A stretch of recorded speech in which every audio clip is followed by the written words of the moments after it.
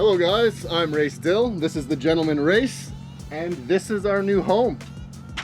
Let's have a look.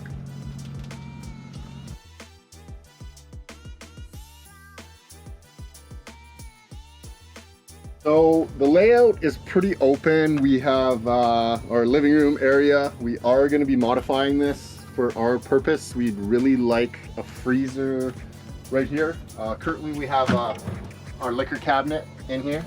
Some whiskey, some gin, and some tequila, and our Berkey, wow, that was really loud, our Berkey water filter to make sure the water that we're drinking is clean and good. What we want to do is put a deep freeze in here, our washer dryer combo unit, and then we'll build a little bit of a desk and put a computer monitor and stuff in for the passenger seat when it swivels back from the driving position. We have our couch, which doubles as a bed. You just lift up and pull out, and it also gives us storage for all of our shoes. Keep coming down the bus, you come into the kitchen and dinette area.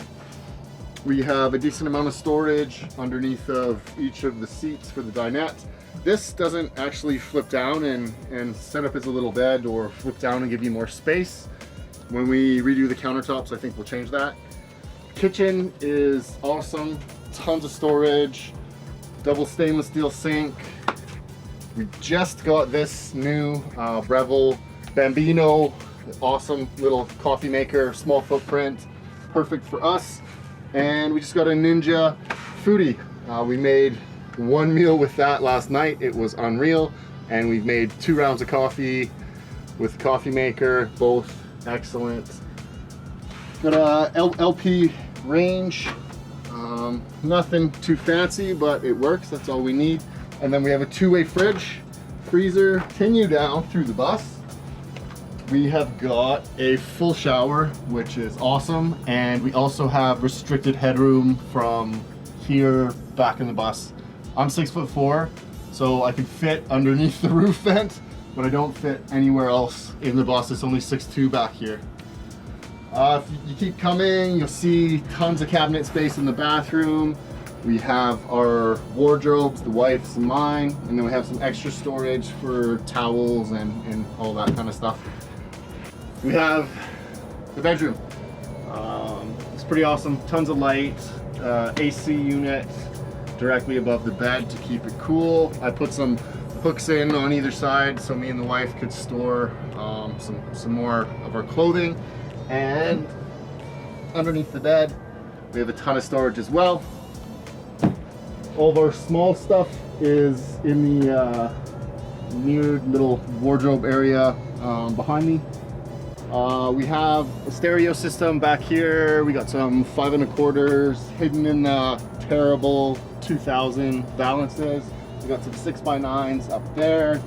And yeah, for the 2 of us and our dog, this is way more space than we need. It's awesome. That is pretty much it for the interior. Let's go have a look outside.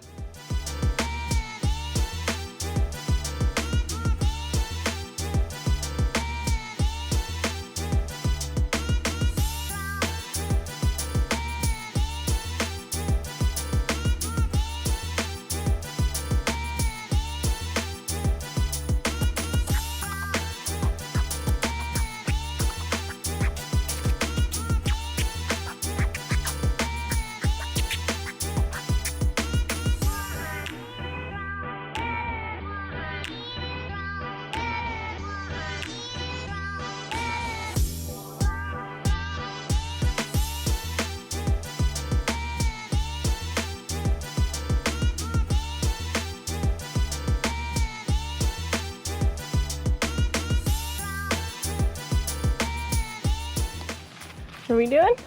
We are going to have a look at the bus. So just join me on the porch. This is the door. We still actually haven't fixed the mechanism. I need to get the TIG welder from my uncle and have a crack at fixing it myself that way, and then look at 3D printing it or having a fab shop make that up. We have a 550 liter diesel fuel tank on the bus. We have two 12-volt batteries coming together to make up the 24 required for the truck motor in the back of the bus. This is what is known as a diesel pusher. Yes, I am enjoying a delicious glass of whiskey and water, Crown Royal, Blender's Mash, I believe. Okay. Front compartment has our boots. It's got a little tub for Magnus's dog poop if we happen to stop at a park or something of that nature. It's got some car care goodies. Behind that door, we have some cones, and we have some chalks, and we have some car care stuff, an axe, a shovel, a really nice socket set, some plywood that's done up to be able to jack off of if we have to change a wheel. I'm sorry, what do you have to do with those? In case we have to jack off. If we have to jack off real hard, we need to have these plates, right? It's just like if you are gonna get into some stuff with a belt, make sure you have a spotter, same theory. Okay, in here, we have some random bushings, we have all kinds of stuff, some tape. It could get pretty real if you get deep in that drawer there. Man, the amount of duct tape that I have squirreled away. All right. We have got, actually, you know what, I can drink a whiskey and do this. We have two 30-pound LPG bottles. We have some utensils for the barbecue.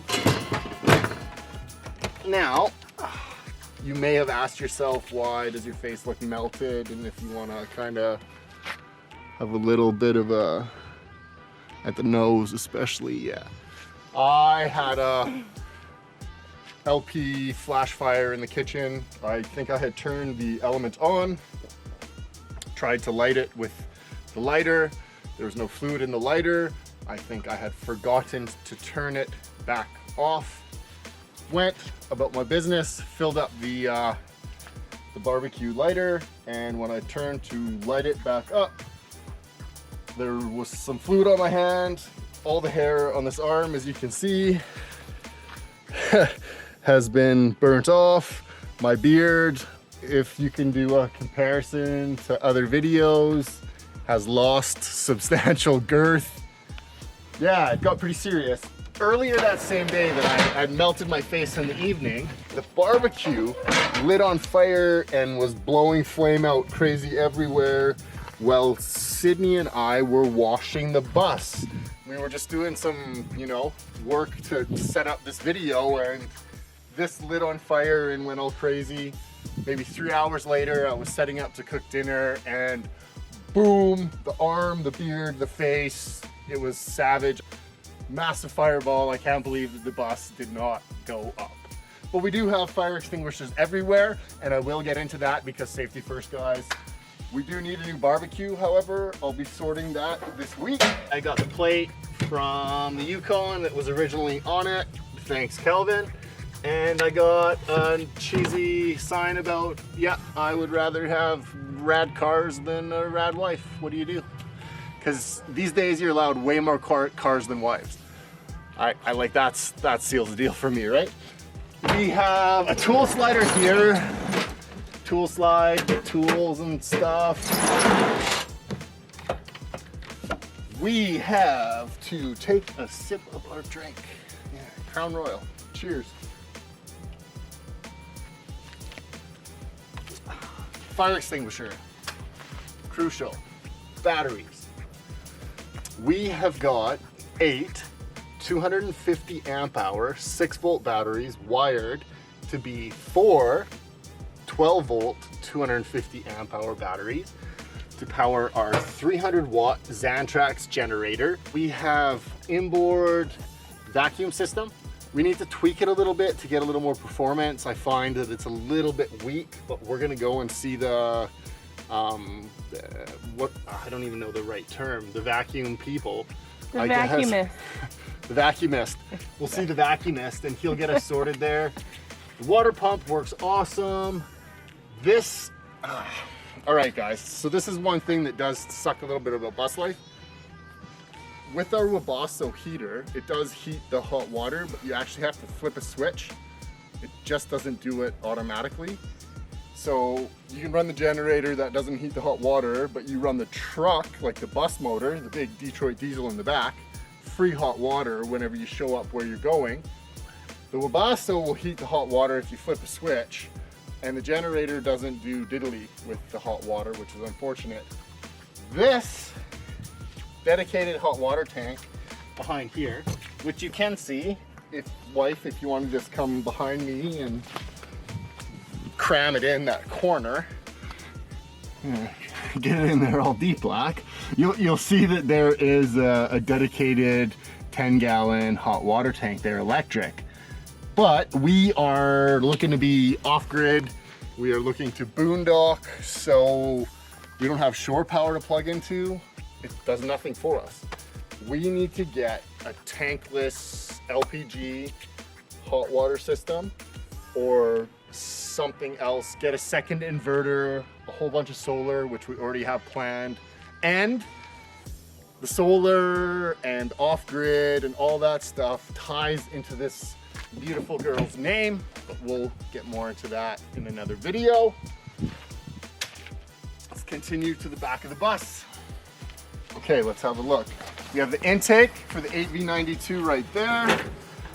We have the big 12.7 liter, 2-stroke, super turbo, supercharged and turbocharged diesel.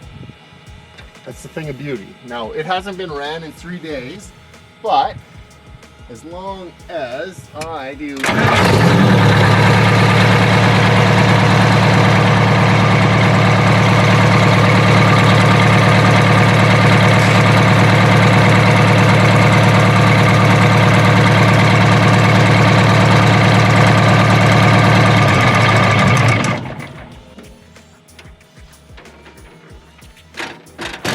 Alright guys, there are a lot of Honda cars, Toyota Priuses, and things of that nature that would not start as easily as that bus just did. I think that goes to show you the work that was put into this motor coach. A lot of pride was taken, you know, like even things like the housing for the reverse camera on the back of the bus is, you know, for lack of a better term, beautiful. And you see that some effort went into creating that piece. How beautiful the back of this bus polishes up. This is 1972 original stainless steel on this motor coach. It is, I think, just a testament of how well this was looked after. Now, if you have a pretty good sense of hearing, you hear the Webasto right here. Now, the Webasto is our diesel heater that runs the 3 different thermostated climate zones inside the bus. It can heat our hot water. It preheats the motor if it gets cold. This bus was lived on in the Yukon Territory for 11 months. All of the bays underneath have heating, electric and or vents that are driven by the Webasto. It's just unreal. You can see the work that Foothills Fleet did on the exhaust. That is all new because what was there was rubbish. You see that one little piece that they reused, the clamps and that hose and everything that comes off the back of the turbo has been redone. It does not sound the way that it did, but you know, with us talking about further hot rodding this bus, because as much as it was hot rodded, notice the water spray in the upgraded cooling system. I don't think it was hot rodded enough. The 445 and 1340 is great. I'm under 40. I am wanting to be semi-retired. I'm kind of trending in that direction already. I want to be able to have fun.